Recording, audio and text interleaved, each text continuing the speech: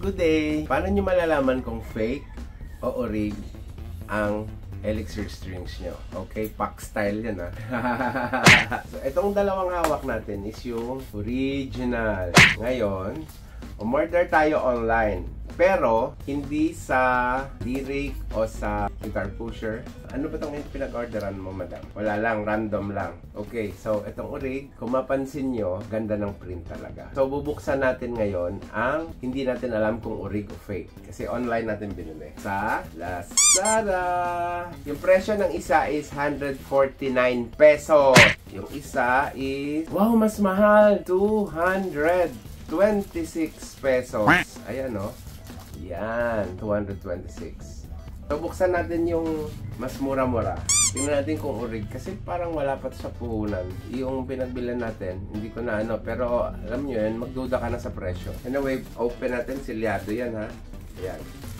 Wow, well packaged naman. Ang galing. Grabe, ha? So, sa review, lalagay ko dito. Well packed. Uy, grabe. May pa-thank you letter pa. Pero hindi ko na nga papakita. Thank you. Enjoy your order. Amazing. Kita na agad sa print. Malapsyaw siya. Yan. Wala mo kung alin yung orig. Okay. Isa sa makikita nyo, yung print. Malapsyaw. And yung seal niya. Yung seal ng orig is makintab, oh. Yung sa kanila is parang gray lang. Ginaya din yung sticker. Sa print sa harap, kuwang-kuwa to. Lighter yung print nung hindi orig. Then ito, hindi makintab yung hindi original. Yung original, metallic siya. May kintab. Etong isa, wala. Sa original, emboss siya tama. Sa fake, parang rubberize siya. Parang rubbery, oh. Light pa rin yung print niya. This one is yung color niya talaga is rich. Yung original, meron siyang barcode na naka-label kung ano yung, kung kailan siya na-produce. Like this one is 2023. Eto, wala. So open natin kasi ito ako na ano sa emboss eh. Buksan natin yung original. Yan, pag iniipo mo siya, hindi siya madulas siya. Yung fake is parang rubberized. Para naka-emboss ko na rin. Original to, original.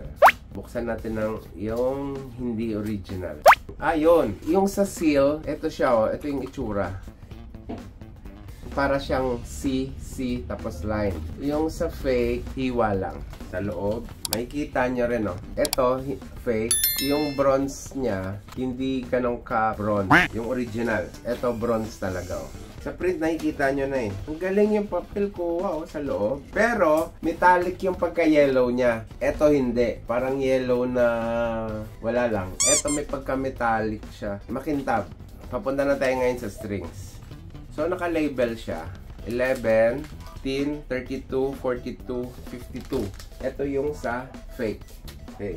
Yung sa original, ka-label din sa barcode 11, 15, 13, 42, 52. Pero mas maano yung papel niya. Sa original, pag nilaylay natin yung string, straight siya. Hindi nagka-curl. And tingnan natin yung hindi original. Medyo magaspang siya. Kasi 'di ba yung signature nga ng Elixir is madulas. Ito hindi, malagkit.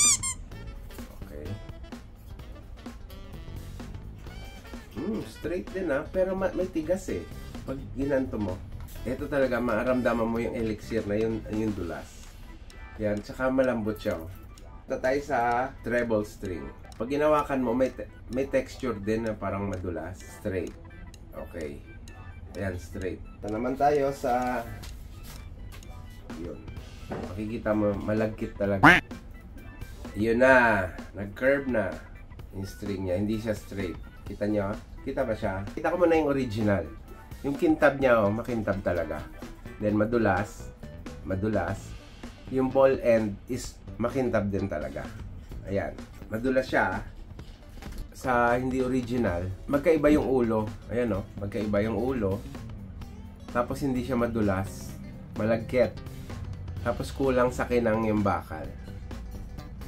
Ayan. Tsaka ito pag ginawa ka mo, iba talaga yung texture. Next natin yung electric. Ito yung original.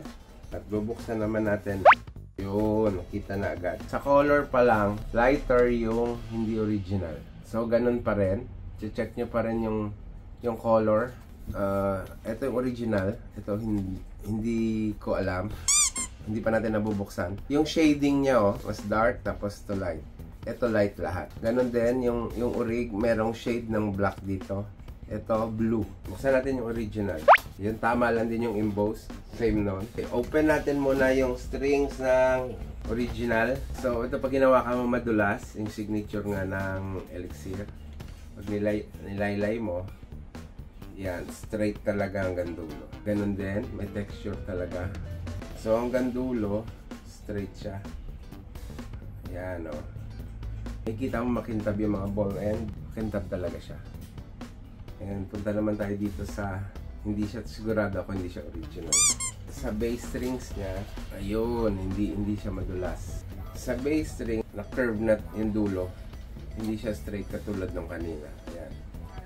And dito sa treble string, medyo dark yung bakal niya talaga. And malagkit. Yan na naman. Ikot. So alam mo na, pag hindi original. Yan mo yung orange.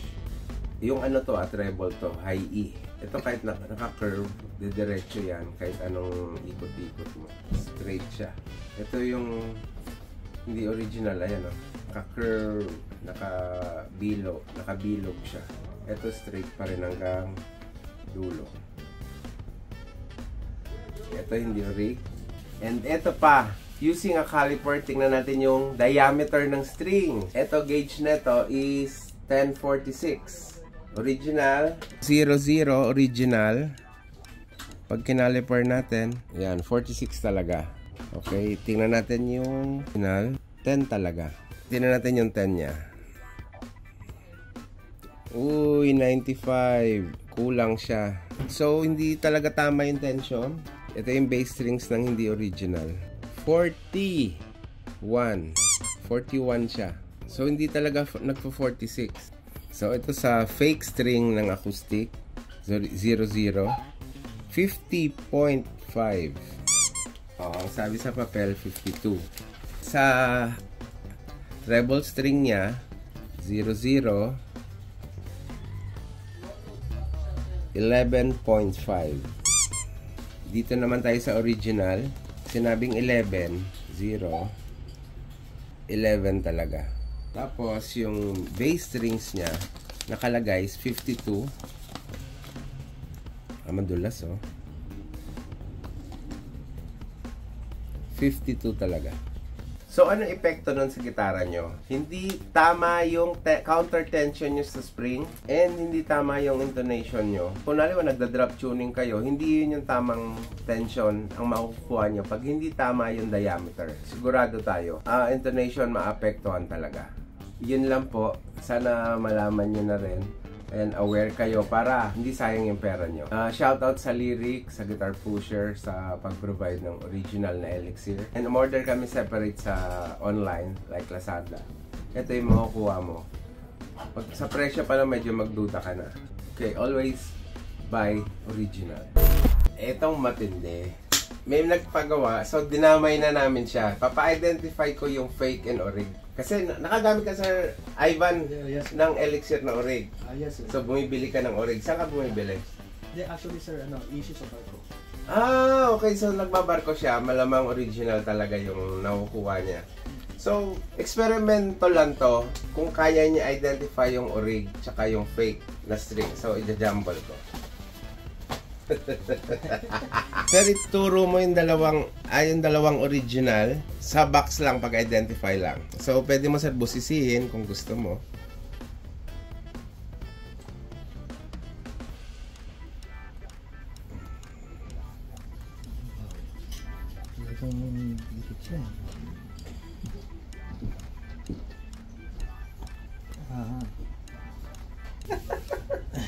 Nakakatuwa. Sir, patayin natin, ha. Sige.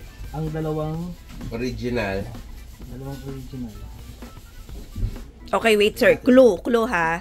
Isang electric, isang acoustic. Oo. Ang orange. Orig. Isang electric ang isang Balitig isa. Yung hawak na ba? Itong dalawa? Okay, check natin. Sa acoustic niya, yes, original. Sa electric niya, yes, ito yung original. Hawak niya lahat. Etong naiwan is fake. So nakikita mo sir, saan mo siya nakita?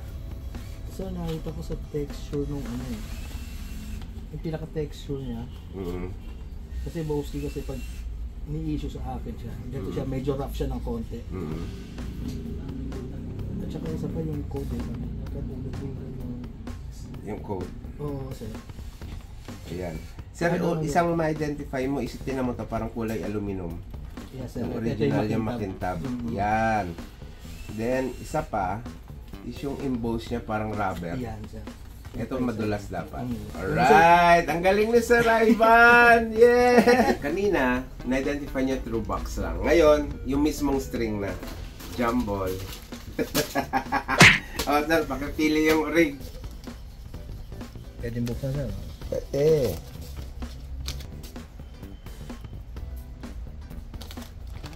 Papel niya para hindi magano. Okay, sir. Dito yan. Okay. Yan. Ayan, hipuin mo lang.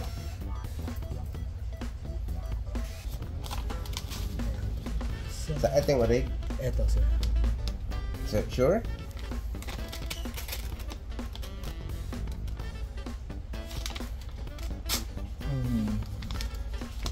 Bigyan ka ng chance. So, okay ka na dito? Oo, sir. 100% ha? Sige, sige. Okay. Ito yung rig niya. Sa electric. 46. Ito dito yan. Mahirap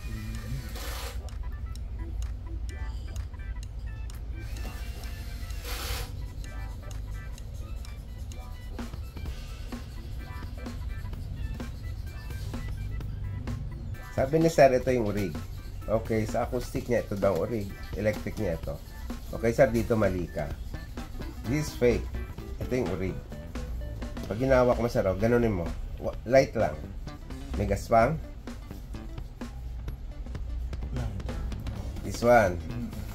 Dito naman, nakuha ulit ni sir is fake. Ito yung rig. So, nagkamali siya nung binuksan niya na yung loob. Dapat, sir, pag ginanya mo, smooth lang. Yan. Ito, sir, may lagkit. Pero sir, hindi masyadong Hindi, ganito, sir, light mo lang siya. Okay. Dito, sir, ayan o. Yung ori, straight. Yung fake, sir, is baluktot. Ayan o. Tama.